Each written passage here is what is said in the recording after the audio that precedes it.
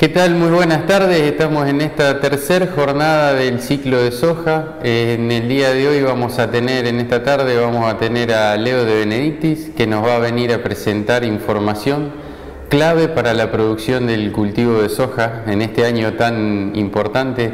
Hoy estamos en una tarde que por suerte cayeron algunas gotas y esperamos que siga así. Es importantísimo para nosotros el tema del clima, así como los otros importantes temas que fuimos desarrollando a lo largo de las jornadas. Si quieren ver un poco lo que tiene que ver con la importancia del cultivo de soja para el partido de Junín, pueden ir a la primera jornada donde desarrollamos un poco la superficie y qué tan importante es el cultivo para la bioeconomía local. No los quiero demorar más, vamos al espacio con los dos auspiciantes. Agradecemos siempre a los auspiciantes que hacen posible esta jornada y le damos espacio en dos ciclos a dos de estos auspiciantes en 10 minutitos y después volvemos con la presentación de Leandro. Buenas tardes a todos. Primero que nada, agradecer a la Asociación de Ingenieros Agrónomos de Junín por invitarnos a participar de este evento. Mi nombre es Marcos de Romedi y represento a la empresa Yara Argentina. Actualmente soy gerente de productos de alto valor, que representa a las líneas de productos de fertilizantes foliares y la línea de Fertirriego. Bueno, hoy nos invitaron acá para comentarles y charlar un poco sobre cómo está trabajando Yara para poder romper los desafíos que tenemos en los límites de rendimiento en soja y cómo con una nutrición balanceada podemos acercarnos más a esos potenciales de rendimiento. Quería arrancar esta charla hablándoles de hoy cómo es la tecnología en nutrición en soja. Estos son datos que mostró Fernanda González de Fertilizar en Axoja hace 10, 15 días atrás, pero no quería dejar de resaltarlo porque es muy importante cómo podemos ver de que hoy en los esquemas de fertilización actual estamos teniendo un 5% solamente de respuestas en rendimiento sobre el control, sobre los testigos, pero cuando avanzamos a distintos niveles de estrategias de fertilización de más tecnología, estamos llegando a sobrepasar el 20% de la respuesta del nivel actual. Y esto se ve no solamente en ambientes de bajo rendimiento, sino que se ve también en ambientes de mediano y alto rendimiento, como son las zonas de Pergamino y Tres Arroyos en Buenos Aires. Entonces, a lo que vamos es la nutrición balanceada y trabajar sobre niveles de nutrición acordes a los rendimientos que buscamos, nos permiten explorar nuevos límites de rendimiento. Entonces, es por esto que Yara trabaja muy de cerca de los niveles de nutrientes que tenemos que poner en el cultivo de soja y trabaja en el desarrollo de productos para esto. ¿Cuál es el plan nutricional que tiene Yara para el cultivo de soja? Se basa en nutrientes de fertilización de base, como es el producto Yarabasa Sausor, y fertilizantes foliares, como son la línea Yaravita Biotrack y Yaravita Glitrack, que vamos a estar profundizando un poquito más sobre estos productos. Primero, la fertilización de base, el arranque del cultivo, que es muy importante y es una de las etapas críticas de establecimiento y de desarrollo radicular para luego captar agua principalmente y otros nutrientes. Ahí tenemos el producto Yerabasa Sausor, que es una mezcla química cuyos componentes principales son nitrógeno, fósforo, azufre y calcio. En principal, digamos, medida, fósforo y calcio son los nutrientes principales por la alta demanda que tiene el cultivo de soja y cómo ayuda al establecimiento de estructuras radiculares y posteriormente a la ramificación y estructuras reproductivas. La dosis media que se utiliza es entre 60 a 80 kilos por hectárea en el momento de la siembra. ¿Cómo nos resulta este producto y cómo lo evaluamos nosotros desde la compañía? En más de 20 ensayos que se hicieron en las últimas campañas, hemos detectado una respuesta promedio de rendimiento de un 8%. Esto representa aproximadamente, para que sea una idea, un retorno de la inversión de 2 a 1 en el fertilizante que nosotros estamos aplicando. Pasamos de una respuesta de 4.100 kilos en lo que es el promedio, digamos, de ensayos base a 4.500 kilos en el rendimiento, que serían aproximadamente 400 kilos de respuesta. Pasando una vez la nutrición de base, vamos a lo que es las estrategias que podemos utilizar en nutrición foliar. Y acá les quiero hablar un poco de la línea Yaravita, que es nuestra línea de fertilizantes foliares, tratamientos de semilla, bioestimulantes y coatings. Yaravita es la línea que nosotros hoy trabajamos en Argentina, que traemos desde nuestra fábrica en Inglaterra. Ahí es los niveles de producción y uso y consumo están principalmente basados en Europa, Estados Unidos y Brasil, donde tenemos la segunda fábrica de producción de fertilizantes foliares. Y bueno, y en Argentina estamos desarrollando esta línea, traemos los productos, los importamos de Inglaterra y los distribuimos en todo el país para distintos cultivos. La línea de productos Yaravita compone de 3 certificaciones, Global Gap Members, que quiere decir que trabajamos sobre todo parámetros de inocuidad y sanidad de nuestro producto, y sobre las normas ISO, tanto 9001, 14001, 45001 y 50001, que hacen a toda la trazabilidad del producto y las normas de calidad y de producción de los mismos. Entonces, se pueden quedar tranquilos de que los productos tienen altos estándares de calidad, de los más altos del mercado, y que pueden adquirir un producto de altísima calidad y seguridad para su cultivo. Para ir un poco más en detalle en el cultivo de soja, los productos que les mencionábamos en distintos momentos que podríamos aplicar son: uno, Yaravita Biotrack, que Yaravita Biotrack es un fertilizante bioestimulante con componentes nutricionales; Yaravita Croplift Bio, que es otro fertilizante foliar a base nutricional con un agregado puntual de bioestimulantes; y en estadios reproductivos, Yaravita Glitrac, un producto a base de calcio para fijación de vainas. Vamos a profundizar un poquito más en estos. Bien, primero, Yaravita Biotrack. Es lo que les mencionaba, es un complejo nutricional que tiene en su composición nitrógeno, potasio, zinc y boro, 4 nutrientes claves para el desarrollo fisiológico de la planta, y acompañado con una alta concentración, un 12%, de componentes bioestimulantes, bioactivos, que que están hechos a base de extractos de Ascophyllum nodosum, un alga que tolera altas situaciones de estrés, lo cual hace que sus componentes favorezcan la fisiología de la planta para prepararse para distintos tipos de estrés abiótico o biótico. Esto promueve también el crecimiento vegetal y con el componente nutricional favorece la retención de vainas y flores. Entonces, Yaravita Biotrack es un componente bien complejo que podemos agregar a nuestro sistema. La recomendación es aplicarlo en 1 litro por hectárea en estadios vegetativos tempranos o junto con las aplicaciones de los herbicidas en el cierre de surco. Un poco de resultados. Yaravita Biotrack es un producto que estamos relanzando en Argentina, pero con mucho estudio en Latinoamérica. Como ven en este gráfico, es ensayos que se han hecho a lo largo del el país Brasil. Son más de 190 datos que tenemos, en los cuales el incremento de rendimiento promedio fue de aproximadamente 150 kilos, con una tasa de ganancia, un win rate del 90% de los ensayos.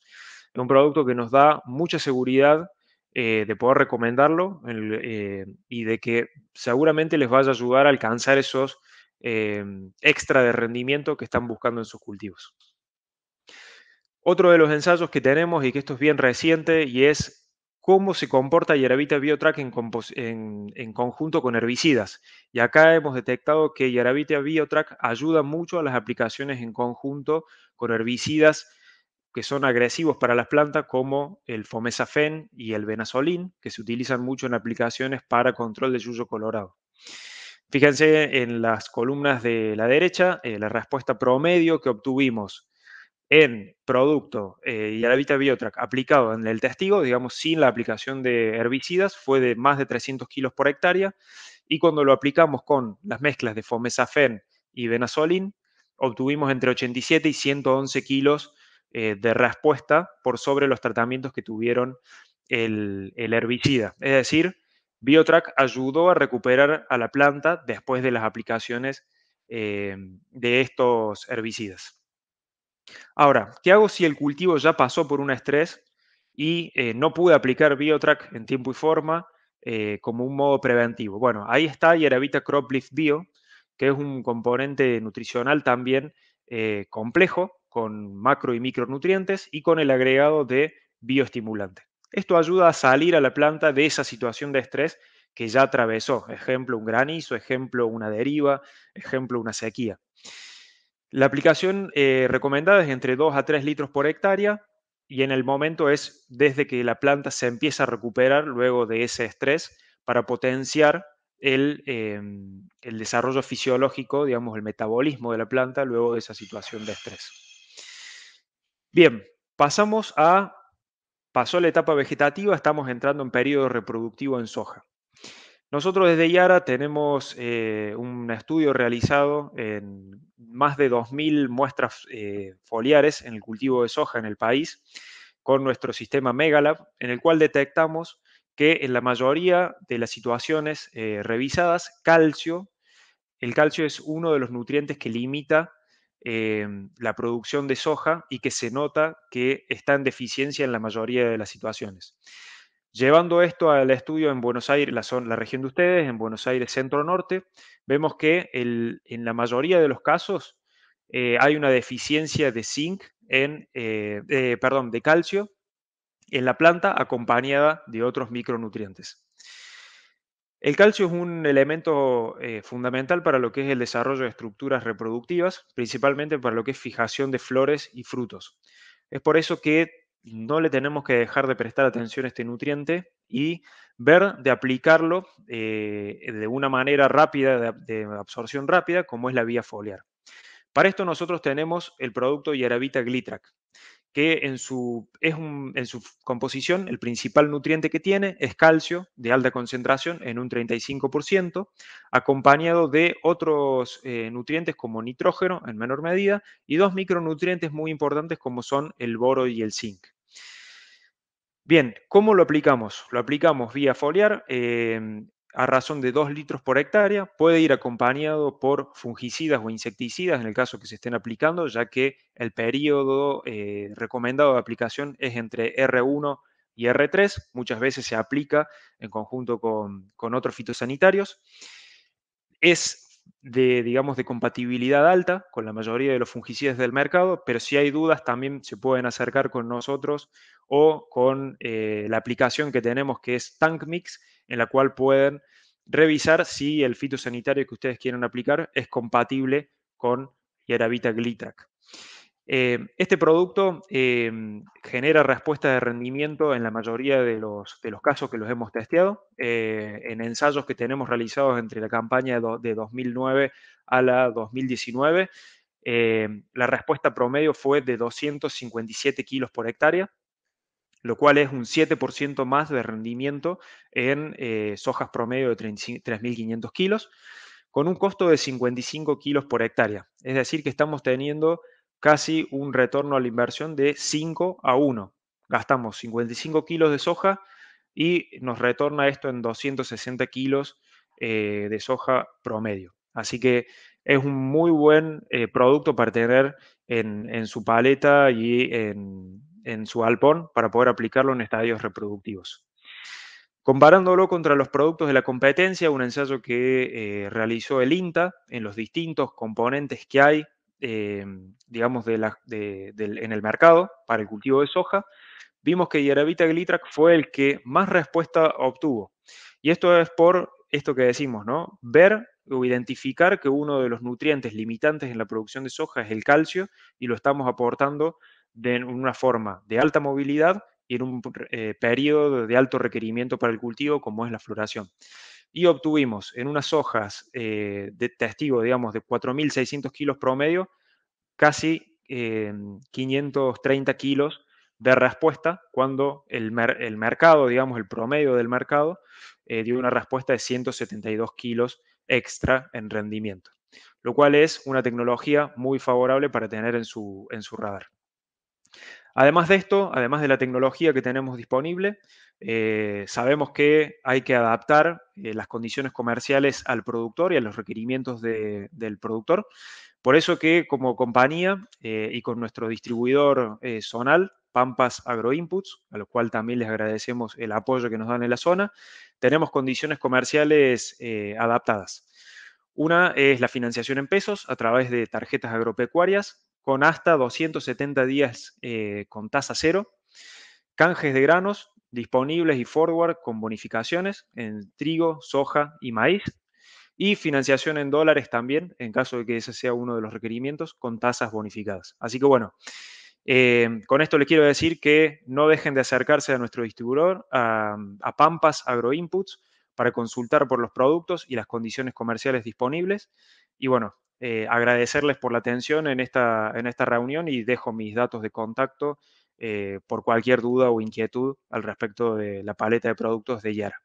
Muchas gracias. Bueno, buenas tardes a todos. Por nuestra parte y por nuestro grupo, nuevamente agradecer a la gente y a los organizadores de esta jornada, principalmente a la gente de la Asociación de Ingenieros Agrónomos de Junín. Desde ya siempre para nuestro grupo es un gusto y es un placer poder mostrar y presentar algunas estrategias en materia de fertilización, en este caso enfocado en el cultivo de soja. El título de nuestra presentación es Manejo de la fertilización para maximizar el rendimiento del cultivo de soja. Haciendo foco principalmente en una de las principales variables que define el rendimiento de los cultivos y principalmente también la incorporación de tecnología, siempre hacemos foco o hacemos hincapié en lo que es el efecto de ambiente, ¿no? Generalmente el efecto de ambiente haciendo y resaltando cuáles son las variables de alguna manera genéticas que definen el rendimiento de los cultivos. En este caso, tomamos una matriz bastante sencilla, realizada por el ingeniero Alberto Quiroga, en donde identifica principalmente aquellos ambientes en función del espesor de suelo y en función de los contenidos de arcilla más limo, en donde podemos ver que aquellos suelos que, por ejemplo, tienen menor espesor y que tienen mayores contenidos de arena, son aquellos suelos que de alguna manera, por su genética, condicionan los niveles de rendimiento del cultivo de soja o nos condicionan obtener niveles medios o niveles altos de rendimiento. En la medida que aumenta la profundidad de ese perfil de suelo y a su vez aumentan los contenidos de las fracciones de arcilla más limo, aumenta de alguna manera la aptitud o la vocación de esos ambientes para poder capturar mayores niveles de rendimiento de cultivo de soja. Es por ello que siempre la incorporación y la evaluación del ambiente, hoy con algunas de las técnicas que el productor tiene disponibles a su alcance, como por ejemplo mapas de altimetría y a través de imágenes de índice verde para poder construir mapas de aptitud o mapas de productividad, son algunas de las variables que tenemos que comenzar a manejar, principalmente del ambiente, para identificar cuáles son aquellos sitios de mayor y menor productividad. Siempre tomando la base de lo que es la caracterización de ambiente que siempre resaltamos a nivel de lote y a nivel de sitio. Dicho esto, y tomando el ambiente como una de las principales herramientas para definir y caracterizar la fertilización y definir cuáles son las tecnologías que vamos a usar en materia de fertilización, acá resaltamos algunos de los trabajos que hemos ya realizado con grupos de productores. Y esta es una red que cerramos la campaña pasada, que es una red de Rixo de CREA, donde lo que hicimos fue evaluar distintas estrategias de fertilización a lo largo de una secuencia. La secuencia comenzaba con soja, con trigo, soja de segunda, y luego se hacía un cultivo de maíz. Acá tenemos 6 campañas realizadas en 9 sitios de la red Rixo, en que la conforman más de 180 empresas de CREA. Un poco lo que hicimos fue evaluar cuál era el impacto de un tratamiento testigo sin fertilización a lo largo de 6 años, qué impacto tenía un tratamiento de baja tecnología, el productor que no fertilizaba su cultivo de soja y que trabajaba con dosis bajas de fósforo en trigo y en maíz, qué ocurría con tratamientos de suficiencia de fósforo, en donde ese productor mejoraba un poco las dosis de fósforo en cultivo de trigo y en cultivo de maíz, y comenzaba a fertilizar su cultivo de soja con un arrancador con una dosis baja de fósforo. ¿Qué ocurría si a ese tratamiento de suficiencia el productor todos los años en todos los cultivos agregaba alrededor de entre 12 a 15 kilogramos de azufre por hectárea por año? ¿Y qué ocurría si ese productor en el tratamiento que llamamos reposición de fósforo más azufre cubría la extracción que hacía en su cultivo, ¿no? O sea, cubría la extracción de fósforo que hacía su cultivo de soja, que hacía su cultivo de maíz y su cultivo de trigo. Fíjense qué interesante, porque cuando uno evalúa cuáles son los efectos acumulados de las distintas estrategias de fertilización, los tratamientos con reposición de fósforo, en donde el productor solamente cubría la extracción, generaban prácticamente cerca de 6,8 toneladas de grano respecto a los tratamientos de baja tecnología, ¿no? Hace 6 años atrás, estos tratamientos de baja tecnología representaban más del 75% de los productores, principalmente del oeste, de provincia de Buenos Aires, dicho de otra manera, de que conformaban esta red de grupos de productores. Entonces, el impacto que teníamos era más que importante, o sea, prácticamente el productor a lo largo de 6 campañas prácticamente estaba ganando una cosecha en producción de grano solamente por mejorar las estrategias de fertilización. Y otro impacto que también pudimos validar en esta red es el efecto de azufre. Fíjense que el azufre prácticamente aporta alrededor de 1.800 kilogramos de grano acumulado respecto a este tratamiento, o sea que la respuesta a esas medias que vemos entre 300 a 500 kilogramos de azufre por hectárea por año en los cultivos es bastante estable, y por otra parte es uno de los nutrientes más baratos que nosotros tenemos para incluir dentro de un planteo de fertilización de los cultivos. Yéndonos a soja, lo que hicimos fue tomar los datos de la RIXO y evaluar el cultivo de soja, y el primer año el cultivo de la red, el cultivo de soja entró en la campaña 2014-2015, y cuando evaluamos qué ocurre con tratamientos de baja tecnología o tratamientos sin aplicación de fertilizantes, fíjense que cuando uno los compara con los tratamientos de reposición de fósforo, aproximadamente aparecen esos 550, 600 kilogramos de soja que nos muestra el cultivo, dicho de esta manera, solamente por mejorar las estrategias de fertilización respecto a tratamientos de baja tecnología o sin fertilización en el cultivo de soja. Ahora bien, cuando el cultivo de soja vuelve nuevamente a la rotación en la campaña 2017-2018, o sea, en la segunda vuelta de rotación, nuevamente se replican esos efectos acumulados. Fíjense los tratamientos de reposición de fósforo, alrededor de 4.500 kilogramos de grano de soja, versus tratamiento de baja tecnología, 3.800 kilogramos, o sea, aparecen nuevamente esos 650, 700 kilogramos de soja, solamente por mejorar las estrategias de fertilización y a su vez por mejora en los efectos acumulados, o de alguna manera el cultivo comienza a copiar lo que venimos haciendo durante las últimas 5 campañas previas, ¿no? Cuando evaluamos cuál es la producción acumulada en grano de soja de esos 2 cultivos de soja para mostrarla al productor, lo que vemos es que, fíjense, los tratamientos de reposición de fósforo prácticamente producen cerca de 9 toneladas de soja, o sea, sumando estos 2 cultivos de soja en la rotación. Y cuando uno los compara con los tratamientos de baja tecnología, fíjense que prácticamente producen cerca de 7.900 kilogramos de grano de soja. O sea, hay más de 1.000 kilogramos de soja solamente por mejorar las estrategias de fertilización. O sea que ese es el impacto que tiene, o cómo el cultivo copia el impacto de las distintas estrategias de fertilización. Lo que hicimos la campaña pasada fue cuando cerraba la red en el 6º año con el cultivo de maíz, le dijimos a los productores que clausuren 5 sitios donde estaban ubicados estos ensayos, y el productor arriba de ese cultivo de maíz iba a implantar soja, y lo que hicieron los productores fue cosechar esos cultivos de soja arriba de cada parcela que de alguna manera tenía efectos acumulados de las últimas 6 campañas. Fíjense qué interesante cómo de alguna manera el cultivo de soja copia los efectos acumulados o las estrategias de fertilización que el productor venía haciendo durante los últimos 6 años, y cómo también copia las estrategias de fertilización de baja tecnología. O sea, el cultivo copia o responde directamente a los efectos acumulados que veníamos haciendo durante los últimos 6 años. De similar manera, otra red que se viene realizando en región pampeana es la red de fertilizar, Asociación Civil, tomando también esta premisa de evaluar tratamientos con baja tecnología en fertilización, la recomendación media o el uso actual que el productor de alguna manera realiza en la zona, y dos recomendaciones, una recomendación promedio, mejorando fósforo y azufre y nitrógeno, principalmente para las gramíneas, y una fertilización de alta tecnología en fertilización con altas dosis, evaluando y agregando a nutrientes como azufre y zinc.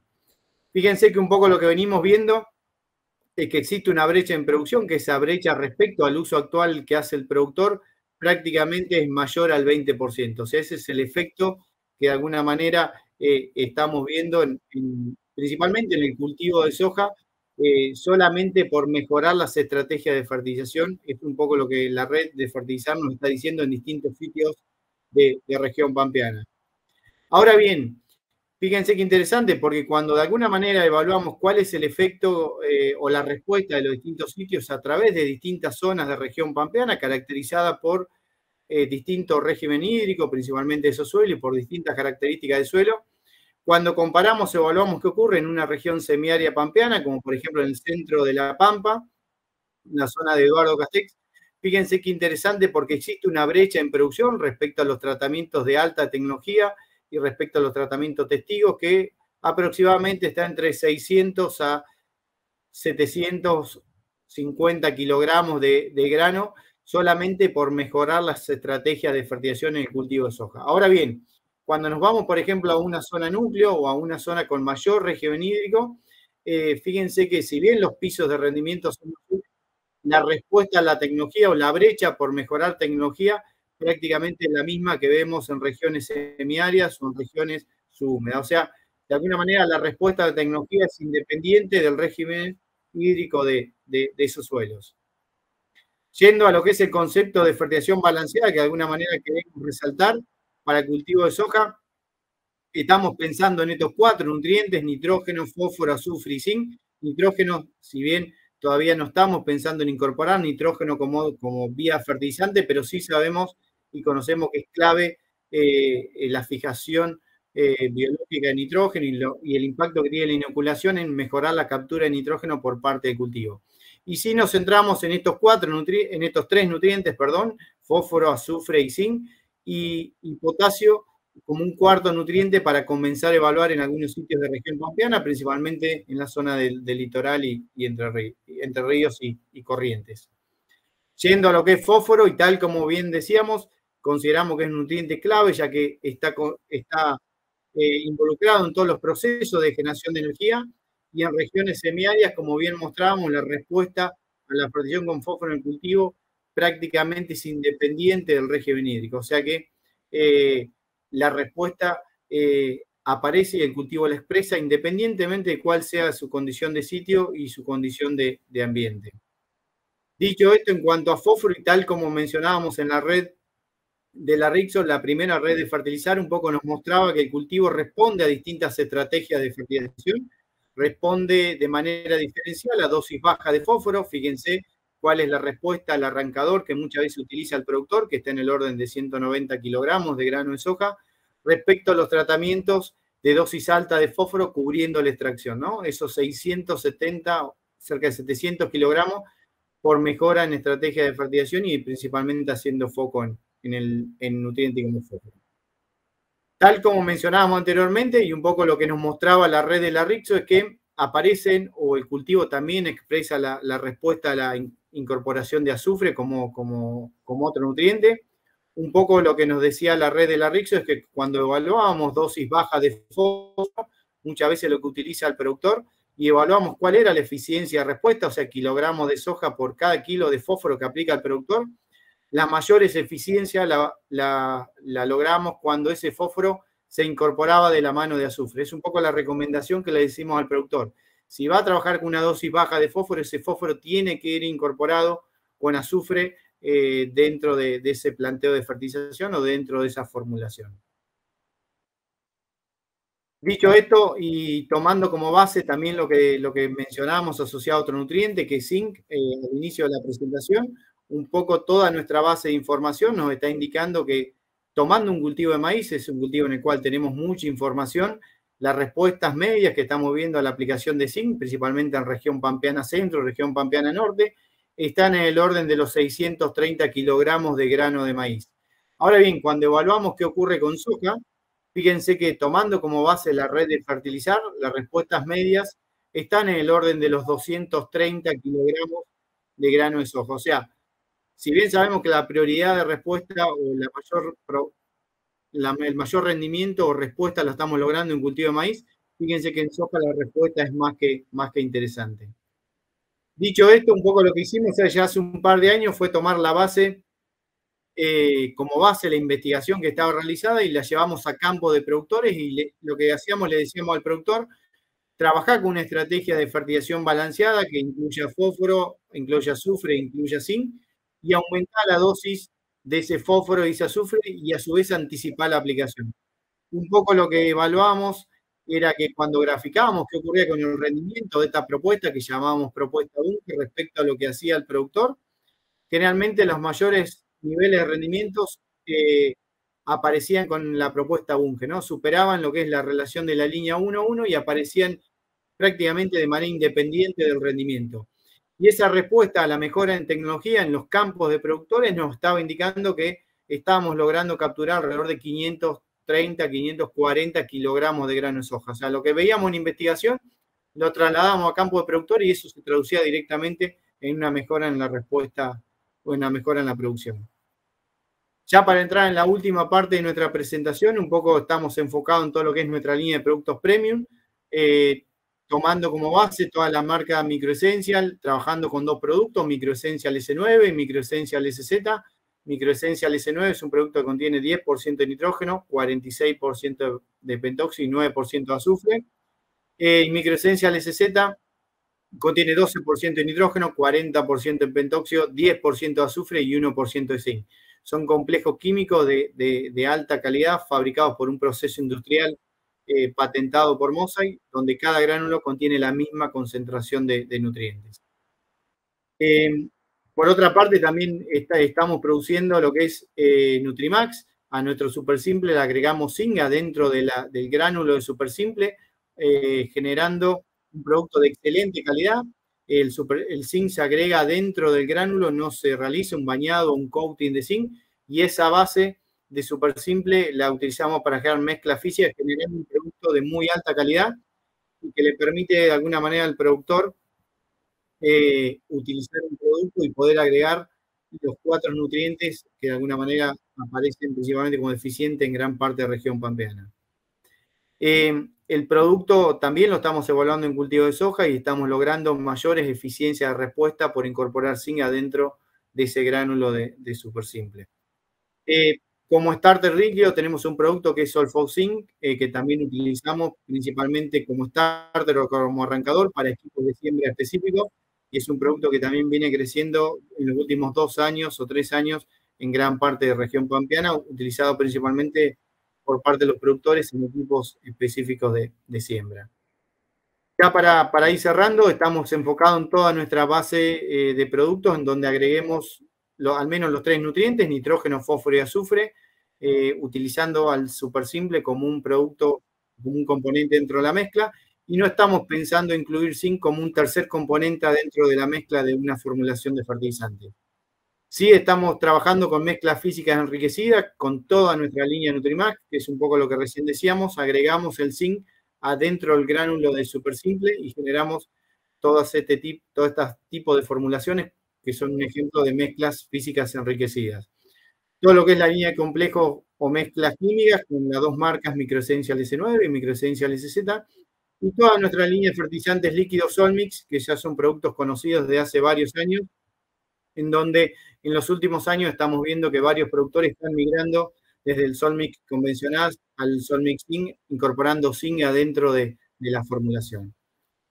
Toda nuestra información sobre nuestras actividades y sobre ensayos que hemos realizado la pueden encontrar a través de nuestras redes sociales, en Facebook o en Instagram, y a través de nuestra página www.bungeargentina.com en toda la sección de agroexpedientes, en donde seguimos publicando información en materia de desarrollo e investigación de nuestros ensayos.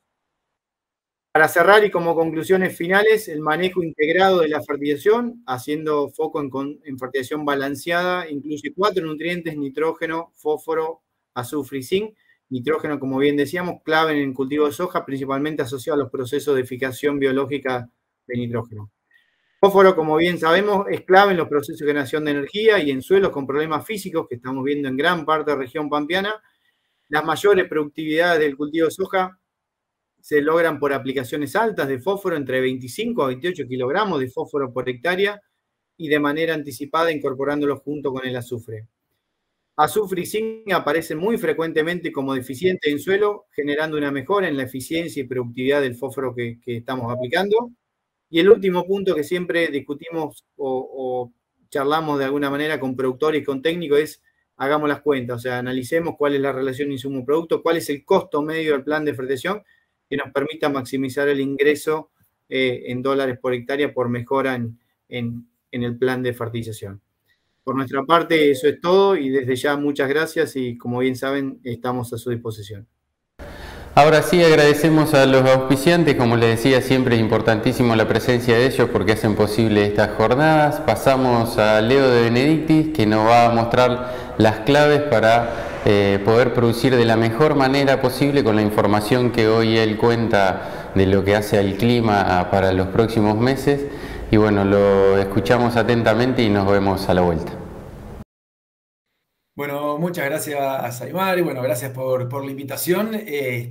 Bueno, la idea de esto es mostrar un poco las perspectivas. Vamos a estar mirando un poco las perspectivas, primero regionales, después vamos a estar mirando un poco ya lo local. Bueno, vamos a tratar de ir viendo diferentes puntos de vista, comenzando como siempre por algo que nosotros comúnmente empezamos cuando hablamos de tendencias climáticas, que es aquel famoso pronóstico del evento El Niño, La Niña, dónde estamos parados, hacia dónde vamos, cuáles son las tendencias y bueno, y finalmente cuáles son los impactos regionales, y después ya analizarlo de manera local lo que puede llegar a suceder.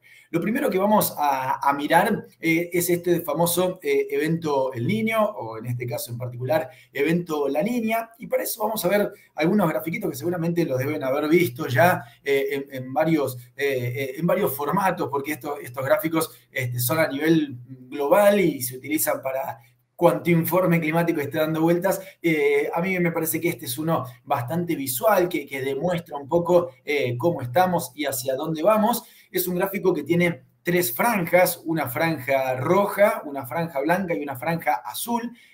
Cada una de ellas representa un calentamiento y un enfriamiento. El calentamiento sería la franja roja, la franja blanca sería condiciones sin grandes modificaciones, y la parte azul un enfriamiento. ¿De qué? Bueno, en realidad lo que estamos mirando es el comportamiento que puede llegar a tener la temperatura de la superficie de mar en el Pacífico Central, que es ahí donde se mide el famoso evento El Niño o el evento La Niña. Esta oscilación se mide justamente en la temperatura de superficie de agua de mar y se analiza ese tipo de situaciones. ¿Por qué se mira algo que parece totalmente lejano? Bueno, en realidad porque es un factor bastante importante, porque lo que genera son tipos de circulación que puede llegar a distribuir humedad. Entonces, en definitiva, lo que hace El Niño o La Niña es circulación de la atmósfera distribuyendo humedad en distintos puntos del planeta, porque eso es lo otro importante. No es que La Niña se da porque tuvimos una sequía en Entre Ríos. No, estamos hablando que tenemos un evento La Niña porque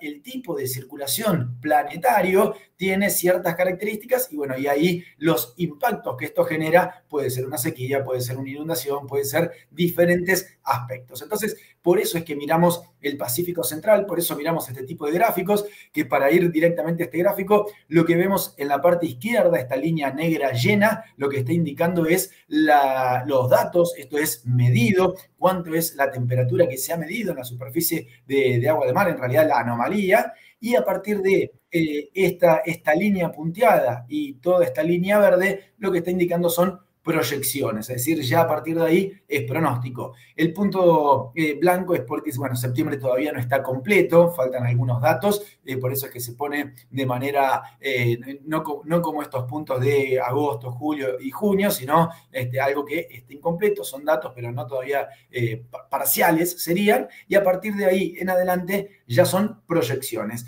Y todas estas pequeñas líneas grises que se ven, que hay como toda una situación de varias líneas diferentes, bueno, todo eso habla de diferentes proyecciones que se han hecho y la línea verde es un promedio de todas esas proyecciones. En definitiva, y para redondear, lo que está mostrando es que la mayoría de los modelos está indicando que durante el periodo de octubre la situación se espera que siga mostrando un descenso de temperatura bastante marcado en el Pacífico Central. Entremos a un periodo de evento La Niña desde ahora, desde octubre prácticamente, mediados de octubre, hasta el mes de febrero, cuando volvamos a tener condiciones dentro de los parámetros normales desde el punto de vista de este famoso evento El Niño.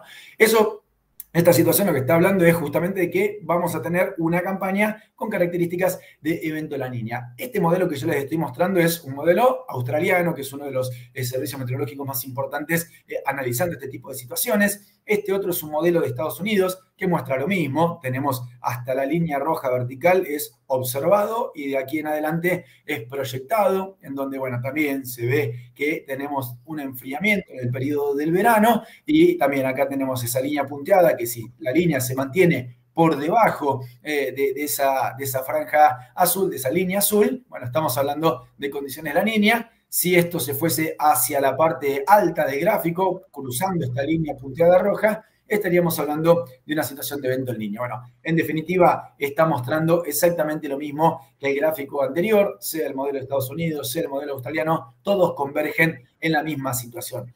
De tal modo que si miramos este otro gráfico, que también lo deben conocer seguramente, porque este gráfico también se utiliza mucho, lo que está indicando es el nivel de probabilidad de cada uno de los eventos. En barra azul, la probabilidad de un evento La Niña, en barra verde, la probabilidad de un evento neutral, y en rojo, la probabilidad de un evento El Niño, que como se puede ver, El Niño ni participa. Lo más probable es el evento La Niña, con un rango de un 80% de probabilidad y un 20% de probabilidad de que quedemos en condiciones de evento neutral. En definitiva, y todo esto que acabo de mencionar, en resumen, lo que se puede decir es que ya prácticamente los modelos han sentenciado que en esta próxima campaña vamos a tener una situación de evento La Niña. Entonces, una vez pensado eso o teniendo eso en la cabeza, miramos un poquitito lo que son las estadísticas. A ver, ¿qué pasa qué pasa comúnmente cuando tenemos un evento La Niña en nuestra zona en particular? Y para eso vamos a mirar un poco este gráfico. Este gráfico está hecho por el Servicio Meteorológico Nacional, analizando justamente, en vez de tomar los promedios de cualquier año, toman los promedios de lluvia obtenidos en los años que tienen características similares a las que estamos atravesando, es decir, años con un evento La Niña en el trimestre octubre, noviembre y diciembre, y el comportamiento que han tenido en general.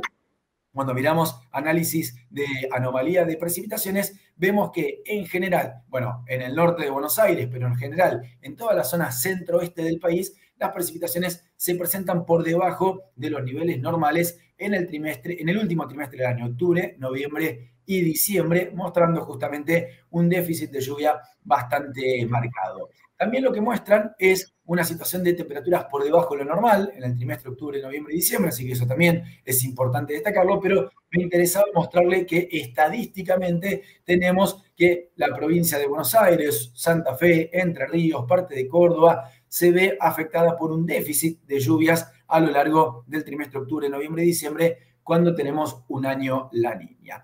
Bien, esto sería estadística, es decir, lo que ha pasado en otros años similares a este. Ahora vamos a tratar de ver qué es lo que están diciendo los modelos, pensando en esta próxima campaña, y no con lo que ha pasado, sino teniendo en cuenta proyecciones. Y en esas proyecciones, nosotros comúnmente cuando le mostramos los mapas, es un mapa ya elaborado, es un mapa ya definido, en donde mostramos anomalía de lluvias o acumulados de lluvia, como vamos a estar viendo en el día de hoy, heladas, temperaturas, humedad. Es un mapa, un gráfico en donde está un poco resuelto todo. pero muchas veces nos preguntan a nosotros, bueno, ¿de dónde sale este pronóstico? ¿Por qué indican esto? ¿O por qué son distintos a este otro pronóstico que se ve en tal lugar? Bueno, en general, lo que podemos utilizar nosotros, lo que utilizamos, es una serie de modelos, no uno solo, sino muchos modelos. Yo acá les voy a presentar solamente 6 a modo informativo, esto no es para que lo estén analizando demasiado, pero simplemente para que vean que tenemos una gran cantidad de modelos a disposición para poder analizar, para poder estudiar, para poder tratar de ver cuál puede llegar a ser el comportamiento. Si pegamos un golpe de ojo sin hacer un análisis exhaustivo en cada uno de ellos, lo que vamos a ver son, bueno, acá tenemos 6. El alemán, el Centro Meteorológico alemán, el del Centro Meteorológico canadiense, el de la derecha de arriba es el del Centro Europeo, el francés, el japonés, el de Estados Unidos. Bueno, acá hay un set de 6 mapas, podríamos poner muchos más, muchos modelos más, pero no tiene mucho sentido. ¿Por qué? La primera pregunta que ustedes van a hacer es, bueno, ¿cuál de todos estos es el que mejor funciona para poder hacer un pronóstico? Y en realidad la respuesta es ninguno o todos son modelos de excelencia en realidad, con sus errores, con sus aciertos, pero son todos muy buenos modelos meteorológicos que hacen proyecciones.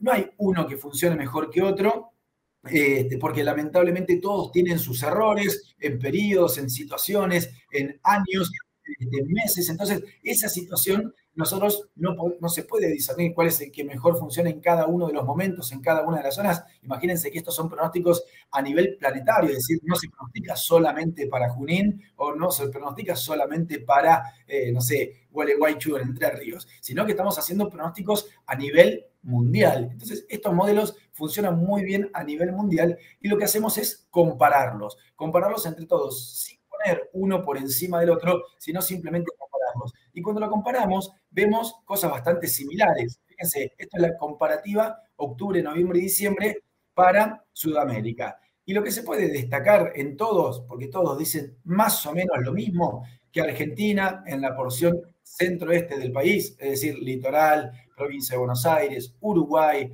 sur de Brasil, todos más o menos marcan ahí un sector en color marrón que está indicando lluvias por debajo de los niveles normales en toda la región, ¿sí? Y después toda una porción, por ejemplo, centro-norte de Brasil, con lluvias por arriba de lo normal. Fíjense que está todo en verde, entonces lo que está indicando es que es muy probable que tengamos lluvias por arriba de lo normal en zonas de Brasil, es muy probable que tengamos lluvias por debajo de lo normal en toda la zona del litoral y provincia de Buenos Aires en el trimestre octubre, noviembre y diciembre. Esto que les muestro es simplemente informativo para que vean que hay un montón de modelos numéricos que generan pronósticos, que hacen este tipo de análisis y bueno, y nosotros tomamos la mayoría de esos y empezamos a tratar de analizarlos, tratar de ir deshojándolos un poco y tratándoles de sacar la mayor información posible. En resumen, si nosotros tenemos que analizar todos los modelos y tratar de ponerlo en uno solo, este sería un promedio de todos los modelos que vimos antes y muchos más,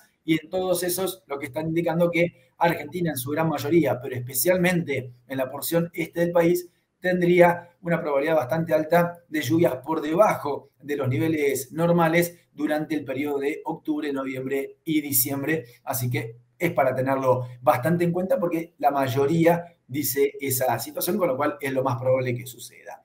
Bien, dicho esto que era más informativo y para que ustedes tengan por ahí algo en la cabeza de lo que nosotros trabajamos para poder tratar de darles la información, bueno, es un poco esto que veían recién, un set de mapas de información de diferentes lugares, en donde, bueno, se empiezan a hacer promedios, dispersiones, proyecciones y todo este tipo de cuestiones para poder después lograr un set de mapas como el que vamos a empezar a ver a continuación. Porque la idea, y me imagino que la mayoría lo que quiere saber es, bueno, ¿va a llover o no va a llover? ¿Vamos a tener muchos días como el de hoy a lo largo de la campaña o solamente serán esporádicos?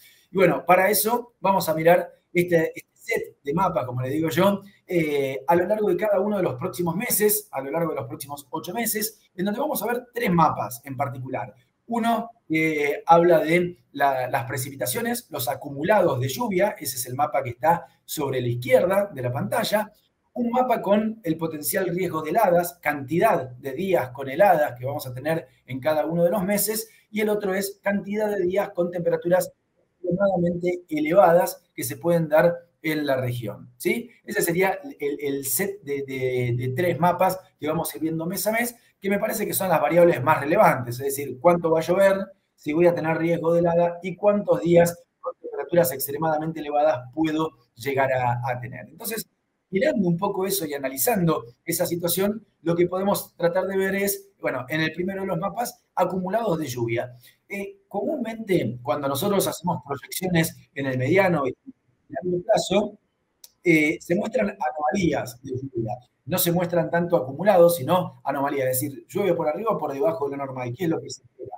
Bueno, yo no les voy a mostrar anomalías, sino lo que les voy a estar mostrando es acumulados de lluvia, porque me parece que es una herramienta un poco más útil para el productor agropecuario el hecho de saber con cuánta cantidad de agua puede llegar a contar a lo largo de cada uno de los meses. ¿Por qué digo esto? Porque no es lo mismo un tipo de suelo que otro tipo de suelo, si tengo reservas, si tengo napa, porque puede pasar que en mi lote en particular yo tenga una buena cantidad de reservas de precipitaciones que se estuvieron dando y entonces con una lluvia por debajo de lo normal, igualmente a mí me alcanza para hacer el cultivo que tenga pensado hacer. Entonces la idea de mostrarles esto es justamente con cuánta agua pueden llegar a contar, teniendo en cuenta que es un promedio regional. Esto no estamos contando exactamente cuántos milímetros va a haber en cada una de las localidades, eso lo vamos a dejar para el final, pero la idea de esto es mostrar por lo menos con qué disponibilidad de agua puedo llegar a tener a lo largo de los próximos meses. Y lo que se puede observar es que en el primero de los mapas, por si lo están viendo desde algún celular y no llegan a verlo de manera bien detallada, les cuento más o menos para que tengan una noción que los colores azules, en la escala, por ejemplo, ahí lo que se ve sobre Río Negro, son precipitaciones por debajo de los 40 milímetros, los colores verdes son precipitaciones inferiores a los 90 milímetros, entre 40 y 80 milímetros, y los amarillos ya están indicando lluvias entre 90, 100, 120 milímetros, ¿sí? Es para que tengan una noción de cantidad de agua. Insisto, no traten de contar cuántos milímetros, después lo vamos a hacer hacia el final, pero porque si no vamos a ir a un error y la idea acá es mostrar un promedio regional. Y más en este tipo de años en donde el acumulado de lluvias o las precipitaciones que se van a estar dando muy probablemente sean precipitaciones puntuales, como tuvimos el año pasado, esas lluvias y tormentas que se dan en sectores bien acotados, con diferencias muy grandes entre un sector y el otro a pocos kilómetros. Bueno, ¿por qué? Porque en los años La Niña se reduce la frecuencia de eventos de precipitación y también lo que se observa son fenómenos mucho más acotados y mucho más aislados y no tan generalizados como años, por ejemplo, con características de evento El Niño. Bien, dicho esto, ahora vamos a ir mes a mes y lo vamos a ir haciendo mucho más fluido. Esto era para simplemente contarles un poco estos mapas que estamos mostrando, qué significan y a qué apuntamos mostrando esta situación. Bueno, lo que podemos ver es que en general las lluvias no van a ser demasiado abundantes durante el mes de octubre y tenemos que para la región hay un promedio en el orden de los 70, 80 milímetros para el norte de la provincia de Buenos Aires, gran parte del centro norte de Buenos Aires estaría en ese rango, que si lo comparamos con los niveles medios está por debajo de lo normal, pero de todas maneras está en ese rango. Además, tenemos la chance de heladas. Esto yo les decía al principio es cantidad de días con heladas en el mes de octubre. Bueno, cantidad de días con heladas, está pareciendo que podemos llegar a tener alrededor de 3 o incluso hasta 4 eventos con heladas. Con heladas de cualquier intensidad. Acá ponemos como cota inferior valores por debajo de 3 grados, ¿sí? Es decir, una helada, la famosa helada agronómica, también está contemplada acá, porque bueno, ya a esta altura del año la tenemos que contemplar y tenemos que empezar a pensar a ver si nos afecta o no a los cultivos. Y bueno, durante el mes de octubre, muy probablemente todavía alguna helada estemos teniendo durante el mes en la parte norte de la provincia de Buenos Aires. No hay riesgo de tener temperaturas extremadamente elevadas. Este año, al ser un año La Niña, tiene la particularidad de que tiende a prolongar el periodo del invierno o la época fría, llamémosla, prolongar un poco y trasladar todo un mes, digamos, con un mes de retardo. El momento más cálido del año, en vez de ser diciembre y enero, como se da habitualmente, muy probablemente sea enero y febrero, es decir, esté trasladado. Por eso todavía en octubre se espera que tengamos helada, es decir, se prolonga el periodo frío, se prolonga el periodo cálido, se va trasladando de a un mes esta situación de temperaturas. Así que por eso todavía no hay demasiado riesgo de tener temperaturas extremadamente altas, pero sí la posibilidad de tener alguna helada.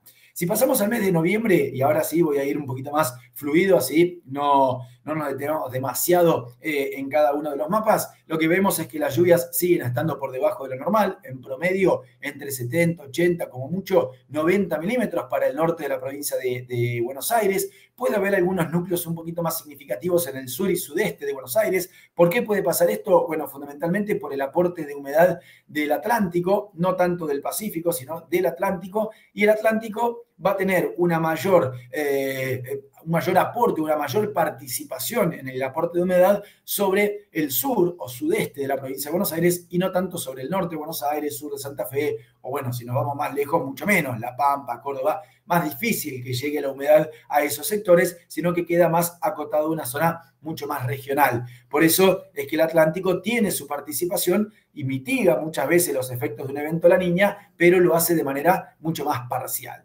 Con respecto al tema de las heladas, bueno, fíjense que todavía entradas de aire frío podemos tener. No nos afectan a nosotros en el norte de Buenos Aires, pero sí a la parte sur de Buenos Aires, todavía teniendo en pleno noviembre unos 3 o 4 eventos con presencia de heladas en pleno mes de noviembre. Y ya empiezan a aparecer tímidamente días con temperaturas extremadamente elevadas, que para hablar de valores muy altos estamos hablando de más de 35 grados. Fíjense que ya podemos tener, aunque sea un día aislado, alguna temperatura de más de 35 grados, así que atentos con eso porque puede haber días muy calurosos a lo largo de noviembre, 1, 2, pero no más que eso. Si pasamos al mes de diciembre, bueno, acá puede mejorar un poco el tema de las lluvias, teniendo en cuenta esto que antes mencionábamos, ese aporte desde el Atlántico. Fíjense que la parte este de la provincia de Buenos Aires puede llegar a tener algunos focos de lluvias entre 90, 100, algunos 120 milímetros en pleno mes de diciembre, que si lo comparamos con los niveles medios, insisto con esto, estamos por abajo de lo normal, pero con un buen caudal. No es malo, más allá que estamos por debajo de lo normal.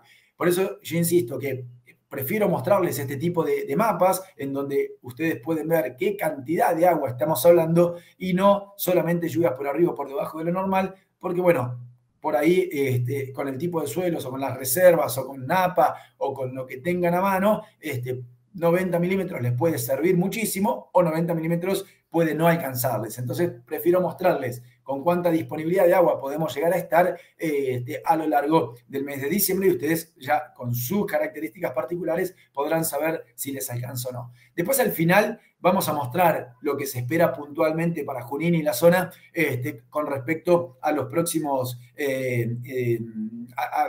meses. Pero bueno, acá la idea era mostrarles un poco a nivel regional. Fíjense que ya no hay presencia de heladas, ya ni siquiera en el sur de Buenos Aires, ya estamos hablando de una situación sin heladas en toda la región central, y ya empiezan a aparecer una mayor cantidad de días con temperaturas extremadamente elevadas, entre 2, 3 días, 4, con temperaturas por encima de los 35 grados.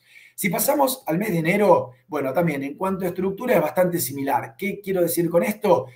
El mayor aporte de humedad siempre se ve reflejado bien sobre el sudeste de Buenos Aires por el aporte que puede llegar a tener desde el océano Atlántico. La parte centro-norte de Buenos Aires queda siempre un poco más abajo en el nivel de lluvias, con un promedio entre 70, 80 milímetros. Fíjense cómo le cuesta adquirir mayor volumen de agua en plena situación de evento La Niña. No hay riesgo de heladas y las temperaturas ya empiezan a ser notablemente elevadas con una buena cantidad de días, alrededor de 8 a 10 días con temperaturas extremadamente elevadas. Y acá es donde tenemos que empezar a mirar la combinación de este mapa con este mapa. Es decir, esto de tener lluvias irregulares, aisladas, puntuales, quizás de un volumen moderado, pero combinados con días de calor intenso, en el balance quizás hay una pérdida de humedad bastante importante. Así que atentos con eso.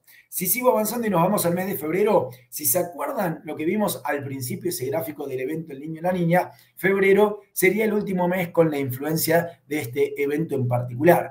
Pero sabemos bien que todo lleva un proceso, no es que se va la niña y ya está, y ahora empieza a llover de manera copiosa en toda la región. Tiene un cierto periodo de reacomodarse. Siempre recuerden que cuando hay un cambio es un cambio de circulación, y ese cambio de circulación lo que hace es empezar a distribuir humedad de manera diferente. Entonces es todo un proceso, no es que es algo inmediato y que si pasamos de un evento al otro rápidamente se acomodan las condiciones. Lo que vemos es que empieza a haber un mayor caudal, entre 70, 80, 90 milímetros, pero todavía se mantiene por debajo de los niveles normales, sin riesgo de helada y con temperaturas muy altas. Fíjense que es mucho más cálido el mapa de febrero que el de diciembre que vimos antes. ¿Por qué? Por lo que les decía antes, hay una tendencia a desplazarse, a moverse un poco esta situación del periodo más cálido del año, que en vez de ser diciembre y enero, en este año o en esta campaña aparece como que fuese enero y febrero, no tanto diciembre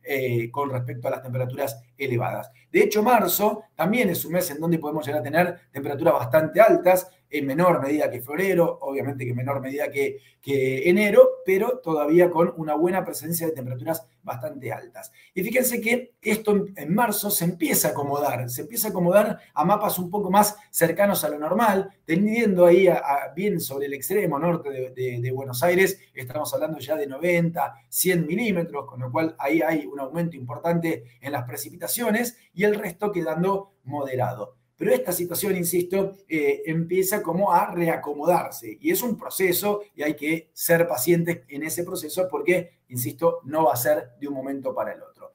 Todavía no hay riesgo de helada, así que fíjense que estamos hablando de marzo y todavía no hay riesgo de helada en la zona de influencia y sí todavía pueden quedar días con temperaturas bastante elevadas por encima de los 35 grados, así que eso también hay que tenerlo en cuenta.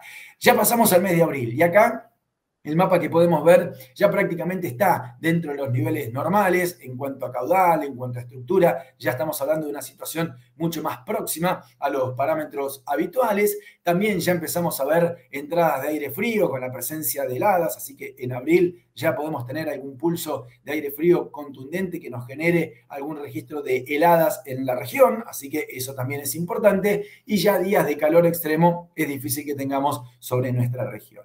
Y por último, vamos a ver el mes de mayo, en donde también tenemos características ya mucho más próximas a los niveles normales, una distribución más habitual en cuanto a las precipitaciones que se pueden llegar a dar, con una buena presencia de helada. Fíjense que hay una recurrencia bastante importante, ya estamos hablando de 4 o 5 eventos de heladas en pleno mes de mayo y ya sin días de temperatura extrema elevada. Ya estamos hablando que para alcanzar temperaturas tan altas, bueno, ya mayo no va a tener ese tipo de situaciones. Bien, dicho esto, vamos a mirar un poco ahora el tema de las heladas, porque yo les hice hincapié en el mapa de octubre con respecto a lo que podía llegar a pasar y también vimos algo de las temperaturas al principio de la charla.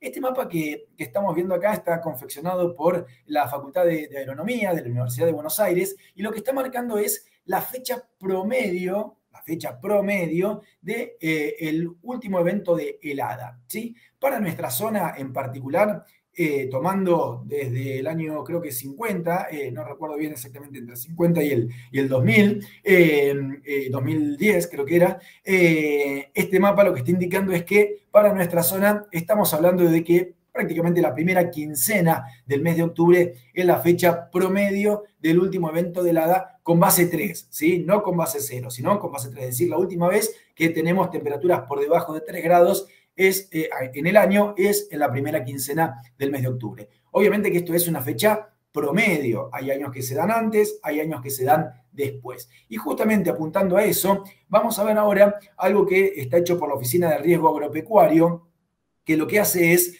mirar cuándo fue la última fecha de helada, pero considerando los años que son parecidos a este, es decir, con evento La Niña. ¿Y qué observó la Oficina de Riesgo Agropecuario observó que hay un retraso en la fecha de la última helada para nuestra zona en particular, que puede ser de hasta 15 o incluso 20 días. Ese color marrón intenso está hablando de casi 20 días de retraso con la fecha de la última helada. ¿Qué quiere decir esto? Que es bastante elevado el riesgo de tener heladas tardías en los años La Niña. ¿Sí? Eso es importante. Sería una conclusión bastante significativa esto, porque estamos hablando que en términos de riesgo es mucho más riesgoso en los años La Niña tener una helada tardía que en los años El Niño, que comúnmente al revés, se adelanta la fecha de la última helada, es decir, se da antes de la fecha media. Bueno, acá estamos hablando que en vez de ser en la primera quincena de octubre, la última fecha de helada se puede dar en la segunda quincena de octubre. Así que muy atentos a eso, porque este año estamos propensos a que se dé este tipo de situaciones. Así que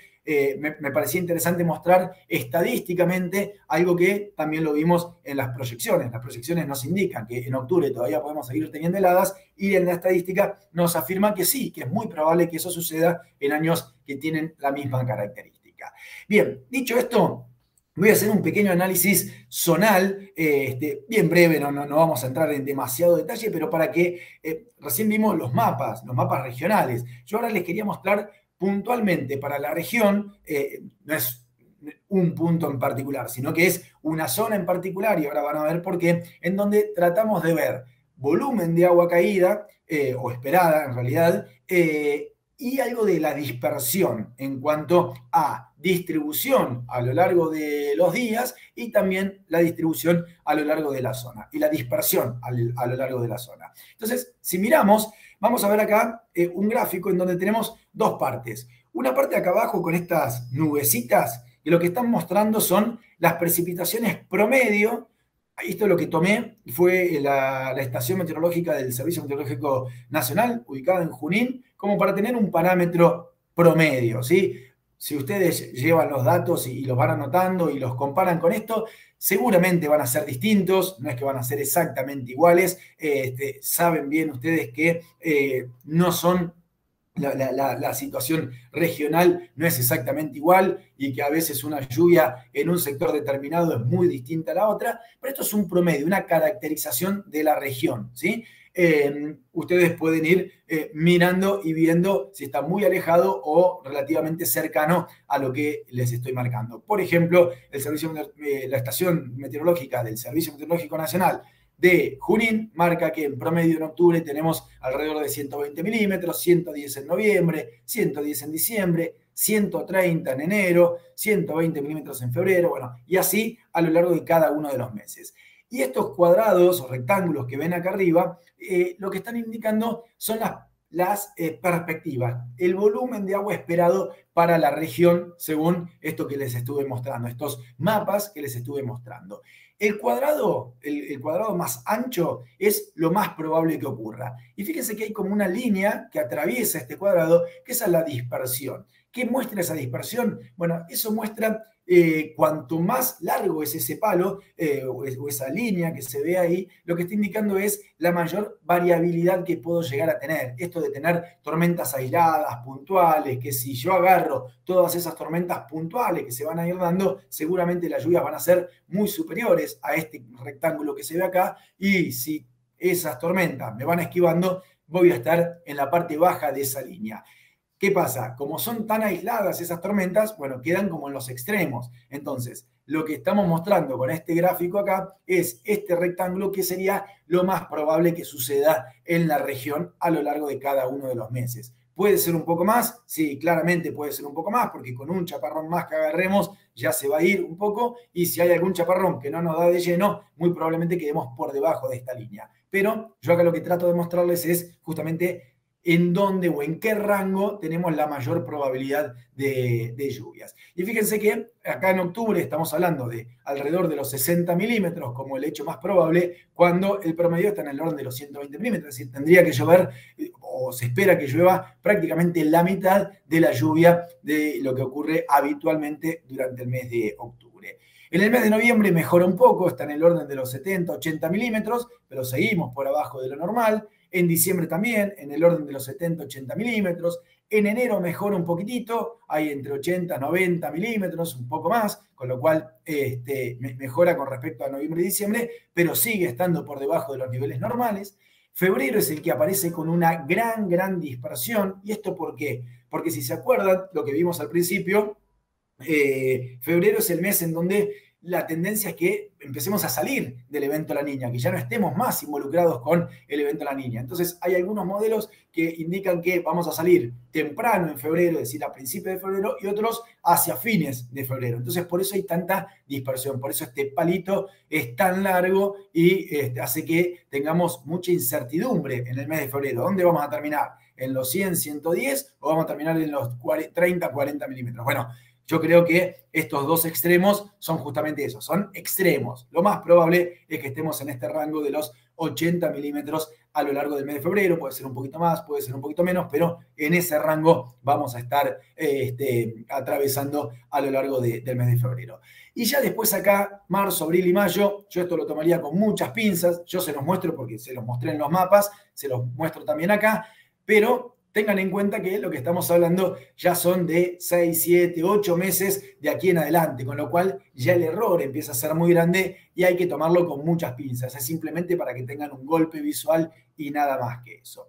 Otra de las cosas interesantes que me parece mostrar es la distribución de lluvias, cómo se pueden distribuir a lo largo del mes. Es decir, cuántos días con precipitaciones puedo tener y si van a ser, no sé, voy a decir cualquier ejemplo, tengo 100 milímetros, esos 100 milímetros que se van a dar en una lluvia, en 2 eventos o en 10 eventos a lo largo del mes. Es muy diferente tener 10 días con lluvia a lo largo del mes y que me dejen 10 milímetros cada evento de lluvia en promedio, a tener un solo evento y que me deje los 100 milímetros. Entonces, esas diferencias tratamos de mostrarlas en este gráfico. Digo tratamos porque es una situación en donde no es exacto y de hecho van a ver que no muestra 1 o 2, a veces muestra entre 1 y 2, no son números exactos, sino la idea de saber si va a haber mucha cantidad de eventos o poca cantidad de eventos. Y lo que se ve es que octubre tiene poca cantidad de eventos, fíjense que son entre 3 y 4 eventos, la barra verde son lluvias moderadas y las abundantes es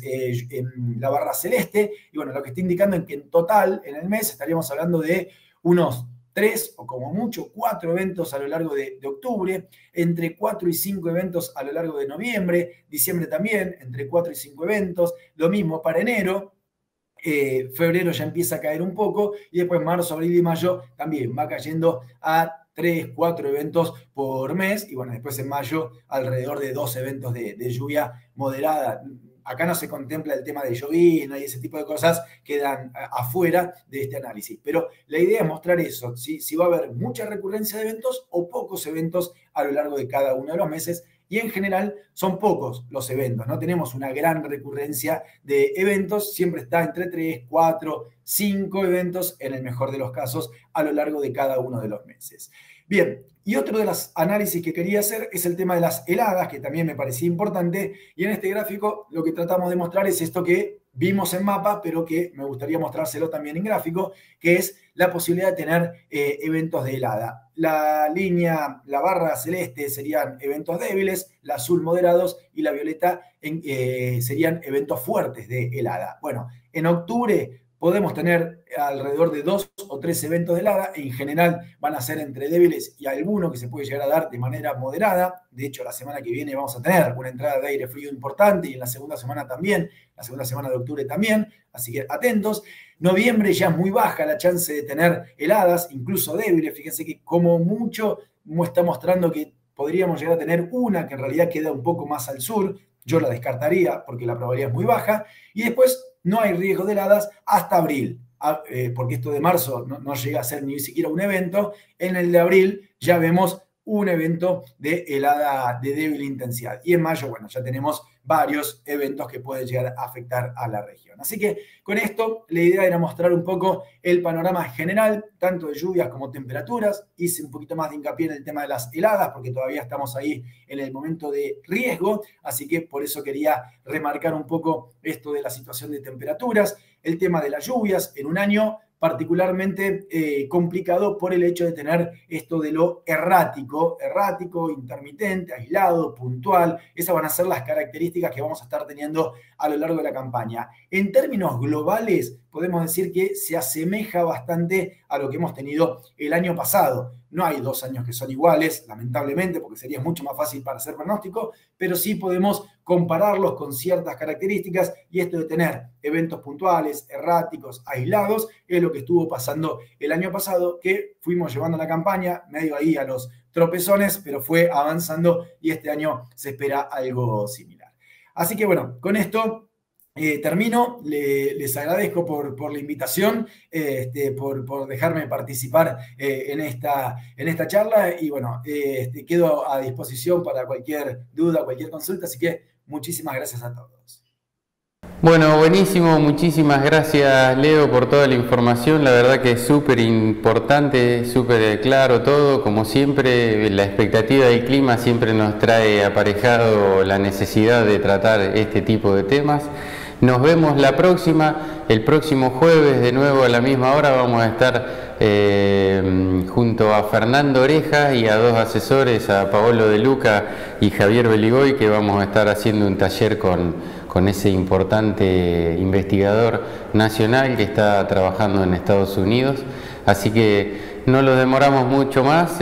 Muchísimas gracias por su tiempo y los esperamos el próximo jueves.